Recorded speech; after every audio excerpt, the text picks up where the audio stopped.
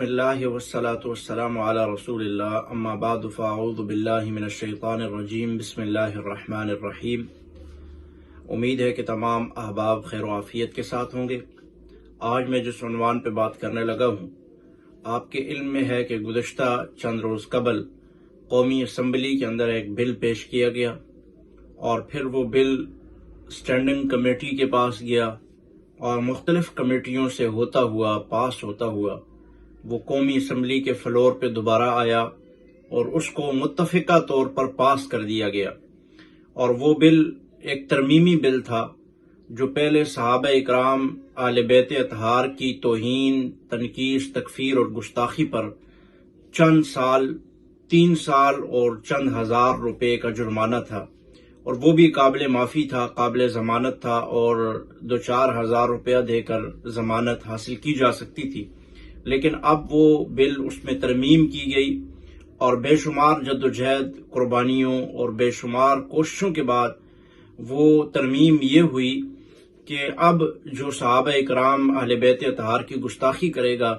کم سے کم اس کو 10 سال سزا ہوگی، قید ہوگی۔ اور یہ عام قانون بھی یہی ہے کہ کوئی عام کسی عورت کی عزت اچھالے یا کسی عورت کی عزت پر ہاتھ ڈالے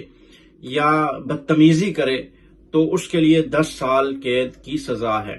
لیکن ہمارے ملک میں یہ المیہ تھا کہ جن کے نام پہ ملک بنا، جن کی قربانیاں دین اسلام کے لیے ہیں، سیدہ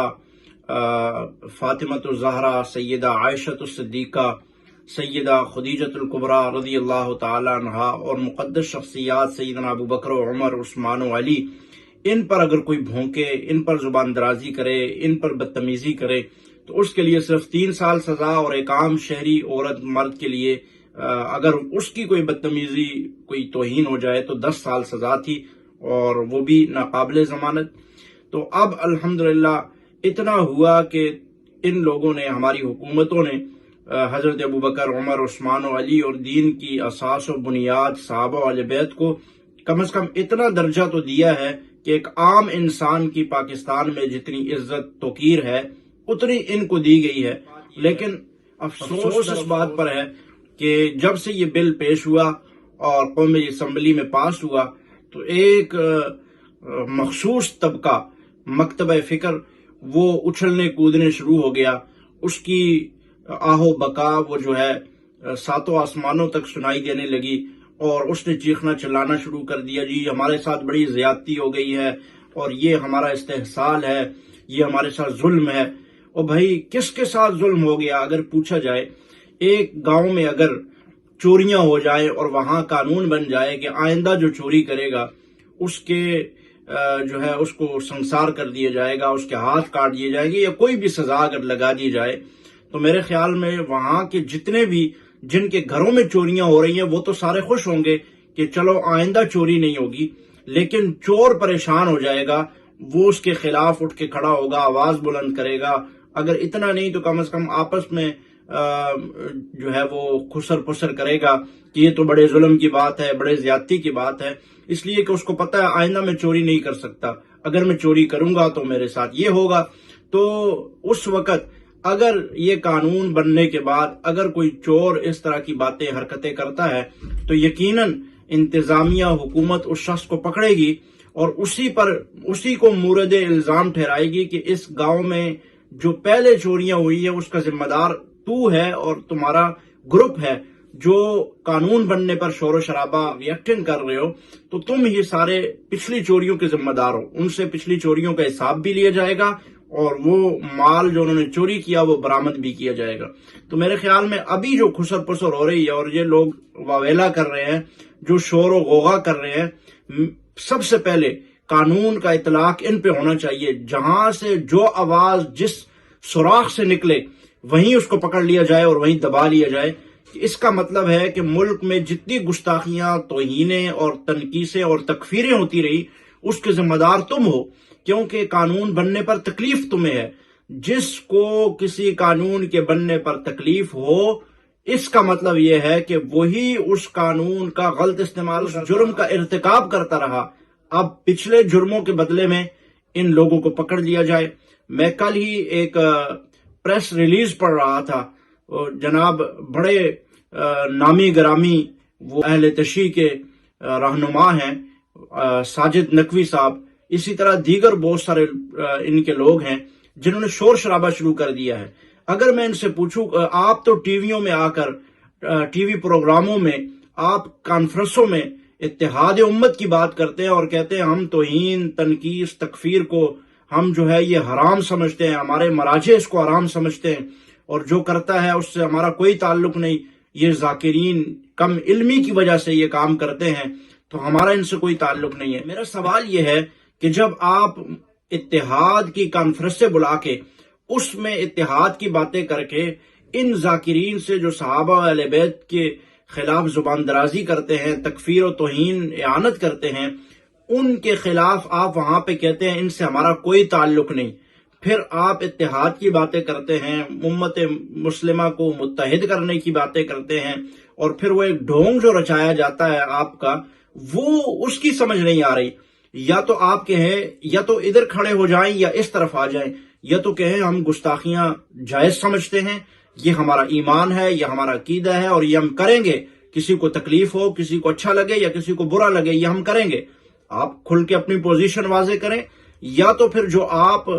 ڈھونگ ایک رچاتے ہیں تکیے کا، جو آپ کہتے ہیں کہ جناب ہم یہ حرام سمجھتے ہیں، کسی کے بزرگوں کی توہین نہیں ہونی چاہیے، تکفیر نہیں ہونی چاہیے، پھر نہیں ہونی چاہیے تو اس پہ قانون بن رہا ہے۔ جب اس پہ قانون بن رہا ہے تو پھر آپ پہ ظلم کیوں ہے، آپ کا استحصال کیوں ہے؟ جب آپ تکفیری نہیں ہیں، جب آپ توہین نہیں کرتے، حرام سمجھتے ہیں، جب آپ صحابہ و اہل بیت کے خلاف زبان درازی کو جرم سمجھتے ہیں، آپ کے مراجع اس کو حرام سمجھتے ہیں، تو پھر آپ چیخ اور چلا کیوں رہے ہیں؟ آئیے آپ ہمارے ساتھ بیٹھیے۔ اہل و سنت کا وہ طبقہ، اس ٹائم تو اہل و سنت اور شیعہ کی بات ہی نہیں ہو رہی، اسمبلی میں تو جو بل پیش ہوا ہے وہ یہ ہے کہ جو اہل بیت اطہار کی گستاخی کرے گا اس کو بھی وہی سزا ہے، جو صحابہ کی گستاخی کرے گا اس کو بھی وہی سزا ہے۔ اس کا مطلب تو یہ ہے، آپ کی چیخ و پکار، آہ و بکا یہ بتا رہی ہے کہ صحابہ کی گستاخی تم لوگ کرتے ہو اور تمہاری چھتریوں کے نیچے یہ ذاکر کرتے ہیں، اس لیے تم نے چیخنا اور چلانا شروع کر دیا۔ اور جن پر تم الزام لگاتے ہو کہ وہ اہل بیت کے گستاخ ہیں، کوئی ایک فرد واحد بتا دو کہ جس نے کہا ہو کہ مجھے یہ قانون منظور نہیں ہے، ہمارے اوپر ظلم ہو گیا، ہمارا استحصال ہو گیا، کیونکہ اہل بیت کی توہین تو ہماری عبادت ہے اور ہماری عبادت کو روکنے کے لیے اسمبلی میں بل پیش ہو گیا، کوئی ایک فرد واحد بتا دو۔ اس سے یہ بات معلوم ہوئی کہ کوئی بھی سنی اہل بیت کا گستاخ نہیں ہے، تکفیری نہیں ہے، کوئی بھی سنی اہل بیت کی تنقیص، اعانت وہ حرام جرم سمجھتا ہے اور کفر سمجھتا ہے۔ مگر تم لوگ جو اتحاد کی مجالسیں قائم کر کے جو ایک تکیے کی چادر اوڑھ کر ایک ڈھونگ رچاتے ہو انتظامیہ اور حکومت کو، جو ہے ان کی آنکھوں میں دھول جھونکنے کے لیے، وہ سارے کا سارا ڈرامہ ہے۔ اس ڈرامے کو اب بند ہونا چاہیے، اور حکومت وقت سے یہ میں اپیل کروں گا کہ جو تم لوگوں نے بل بنایا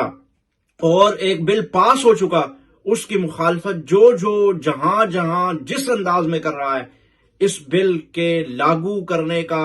آغاز انہی سے کیجئے۔ جہاں سے کوئی پریس ریلیز آ رہی ہے اس قانون کے خلاف، جہاں سے کوئی آواز نکل رہی ہے اس قانون کے خلاف، پکڑ لیجئے ان کو اور ان سے پچھلا اگلا سب حساب مانگیے کہ اس سے پہلے ملک میں فرقہ واریت کے ذمہ دار تم لوگ ہو۔ اگر قانون بن جاتا تو کوئی بھی دائیں بائیں سے اس طرح کی گستاخیاں اور فساد فی الارض نہ کرتا، اور آج تک جتنے بھی لاکھوں جانیں چلی گئی ہیں دونوں طرف سے، اس کا ذمہ دار وہ ہے جو کہ قانون بنا کر باقاعدہ اس فرقہ واریت اور اس دہشت گردی کا خاتمہ نہیں چاہتا، اور جو لوگ چاہتے ہیں ان کی اس بات کو تسلیم کیا جائے، جو یہ کہتے ہیں صحابہ اہل بیت کے گستاخ کو برابر سزا دی جائے، کوئی کسی کے ساتھ جو ہے اس میں ظلم کی بات نہیں ہے۔ اگر تم اس کو ظلم سمجھتے ہو تو گستاخیاں روک دو، اگر تم اس کو ظلم سمجھتے ہو تو تکفیر بند کر دو، اگر تم اس کو ظلم سمجھتے ہو تو اپنی بکواسات اور اپنے زبان درازی بند کر دو، تو قانون حرکت میں نہیں آئے گا۔ قانون بنا ہی اس لیے ہے کہ تم یہ کام کیا کرتے تھے، اور تم صحابہ اکرام کی تکفیر، صحابہ اکرام کی اعانت، صحابہ اکرام کی تنقید کیا کرتے تھے، حکومت اس بات پہ مجبور ہوئی کہ اس ملک سے فرقہ واریت، افراتفری کسی طرح تو ختم کرنی ہے۔ اب وہ ختم تب ہوگی جب قانون بنے گا۔ اب تو یہ تو بہت پہلا ابتدائی قدم ہے، اب تو اس قدم نے بہت آگے چلنا ہے۔ اب یہ قدم پے در پہ اٹھنے ہیں، اور ایک وقت وہ آئے گا کہ جتنا تم تکیے کی چادر میں چھپاؤ، ایک دن آئے گا انشاءاللہ العزیز کہ تمہیں عدالت کے کٹہرے میں لا کے کھڑا کر دیا جائے گا، اور پھر تم نے اپنے دلائل پیش کرنے ہوں گے، اور اہل سنت اپنے دلائل پیش کریں گے، اور دودھ کا پانی ہو جائے گا۔ جس طرح قادیانیت کے خلاف ایک قانون بن چکا ہے، اور یہ ڈرتے ہی اس دن سے ہیں، کیونکہ ان کو پتہ ہے یہ ابتدائی قدم ہے، یہ پہلا قدم ہے، اور اس کی انتہا وہ ہے جو اس ملک میں قادیانیت کے ساتھ ہو چکا ہے۔ ہم نہیں چاہتے گولی اور گالی کا راستہ، اسی لیے قانون اور آئین کا راستہ اختیار کر کے اس تکفیر اور توہین اور اعانت کو بند کر دیا۔ اور یہ رٹ لگاتے ہیں بار بار تکفیری تکفیری تکفیری۔ ان سے پوچھا جائے کہ ابو بکر و عمر، عثمان و علی کی تکفیر کرنے والے کون ہیں؟ سب سے اول مومن کی تکفیر کر کے تکفیریت کا آغاز کس نے کیا ہے، اور تکفیریت کی بنیاد کون لوگ ہیں؟ اور جب قانون بنا تکفیریت کے خلاف تو اچھل کود تم نے کیوں شروع کر دی؟ مطلب یہ ہوا، واضح بات یہ ہوئی کہ تکفیری تم ہو، توہین تم کرتے ہو، اور زبانیں تان دراز صحابہ پہ، اہل بیت پہ تم کرتے ہو، اور یہ ذاکر جو کر رہے ہیں یہ سب تمہاری چھتریوں کے نیچے کر رہے ہیں، اور تم انہیں پورا سپورٹ کرتے ہو۔ عوام کو بھی یہ جاننا چاہیے، اور ایسے لوگوں سے بیزاری کا اعلان کرنا چاہیے۔ ایسے لوگوں سے کوئی تعلق نہیں، کسی بھی مسلک سے ہوں، کسی بھی مکتب فکر سے ہوں، لیکن ہم یہ چاہتے ہیں جو جس کی مقدس شخصیات ہیں